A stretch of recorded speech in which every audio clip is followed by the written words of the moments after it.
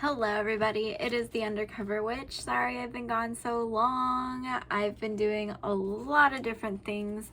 But yeah, so I'm gonna go ahead and start doing zodiac sign readings for the next few months. Or not the next few months, I'm sorry, for the signs. Don't listen to me. I don't know what I'm talking about. I'm definitely going to start doing these because I feel like they will be I'm just like not having it. I'm trying to make this desk work for me, but it's my art desk, so it's not really at the moment, and that really hurt. I definitely need to make a spot to do readings. So I'm gonna go ahead, and since my sign is Libra, I'm gonna do Libra first. So let's see what's in store for us.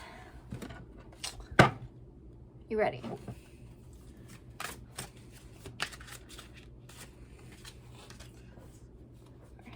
Two of Coins reversed. Ugh, this isn't looking good so far. You can never judge that based on one card. Okay. Alrighty. Okay, so a little bit of imbalance. You know, it's kind of time to take that step into, you know, our Queen of Pentacles era. I feel like that's in the future for us. However, we just need to work on balancing out our finances and our life right now. Just our material things. Whew, that jumped. The Five of Wands. So,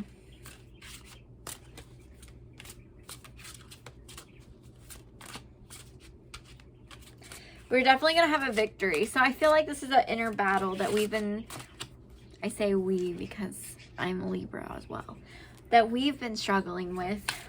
And it's something that we're going to overcome, definitely.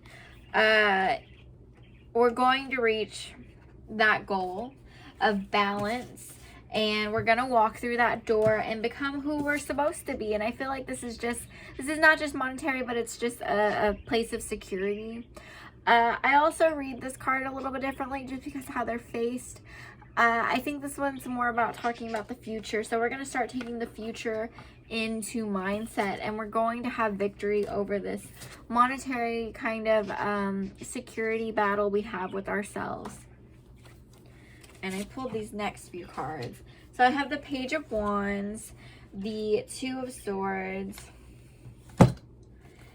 the Queen of Wands, the King of Swords, the Queen of Swords, and the Ten of Cups. Okay. So we're leaving the sense of Queen of Wands in the past. This Queen of Wands in reverse, and we're in the past.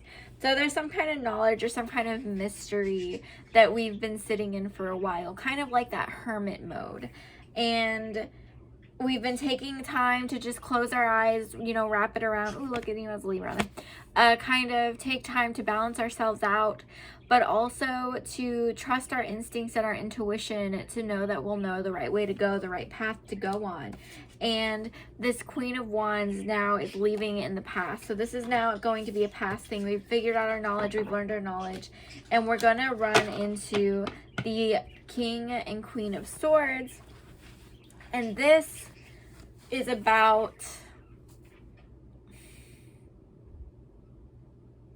I feel like this is more about our life situation, right? So this is going to be the mastery of kind of moving forward with your partner. I feel like for this group, you already have some kind of relationship, and y'all are both on the same page finally, and we all are figuring things out.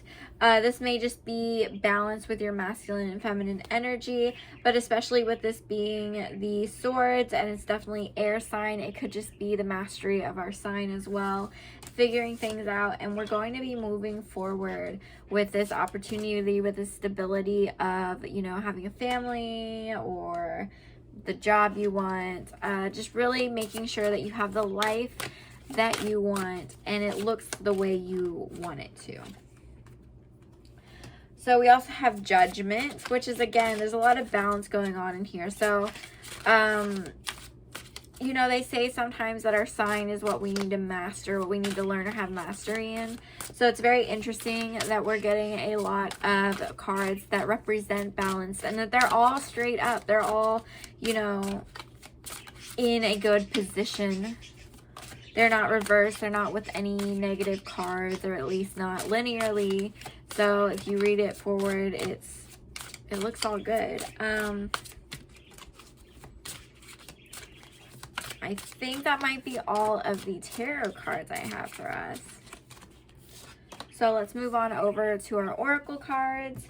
And I have the archetype deck, and we're just going to see kind of where we're headed, where we're going, what kind of energies we're going to deal with on this little journey we have with the Queen of Swords energy going on. Okay. So I have the bridge, the mountain, the forest, and the empty room. So places. We're working with places. So the bridge, right? The bridge is really focused on connecting trains of thought as well as people and ideals. So when we talk about balance, when we go back further on our kind of balance of our masculine and feminine energies and just our balance within ourselves, it's really the connection we need to make. How do we use these things to help each other, and how do we use these things to help us? If we can find the uses in both of them and find a way to relate it to one another. For example, let's say that you're dealing with aggression or some kind of anger that you've suppressed. Let's say that that's a masculine thing. What feminine thing could help with that? Or how can you make the feminine side of yourself the part that's going to feel shame over that, or the part that's going to feel like some kind of guilt over your emotions? How do you translate that to each other? So your thing would be like, okay, what boundaries am I setting for myself? Am I, you know, let's solve the problem, kind of. Or how do I relate this to myself? Just accepting, like, yes, you know, I have emotions, I'm human. So it's kind of that kind of thing. It's being able to translate the parts of yourself that you don't like to the parts of yourself that you do like, and make sure that you're not feeling any guilt or anything harmful to how you view yourself. And next we have the mountain. So the mountain is... it is something big that we have to overcome, but it's also a sense of solitude and a good place to reflect and get a good perspective on life. And we also have the empty room. So all of these, actually, the bridge aside, we have the forest, the mountain, and the empty room, and all of these are like an illusion, or allude to the hermit and just that kind of journey within ourselves. Especially with the forest, we have a very heart chakra, very focused on who am I, who are you? I mean, getting comfortable with the self. The mountain is more of a root chakra. It's, you know, let's look at everything and in relation to ourselves and see where, you know, that has led us. And then the empty room is now looking, you know, especially the way this is depicted, it's not just the empty room, it's a dark room. So you're looking outwards into the stars. You're looking at the box. You're sitting in the box that you're in, and you're looking at your dreams. So you're just really at this moment putting into perspective yourself to yourself.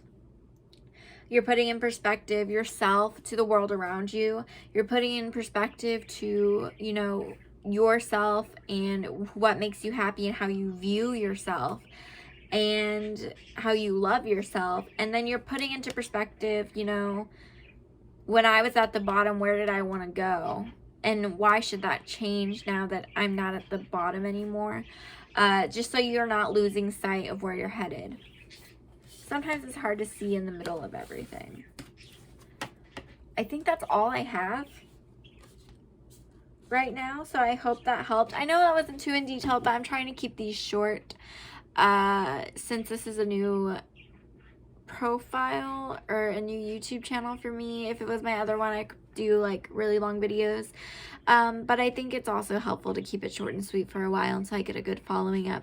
So thank you so much for watching, and if you are interested in a private reading, I'm over on Keen, but you can also DM me on Instagram or basically anywhere. I mean, comment on this video, we can set something up, or you can email me at bewitchundercover@gmail.com.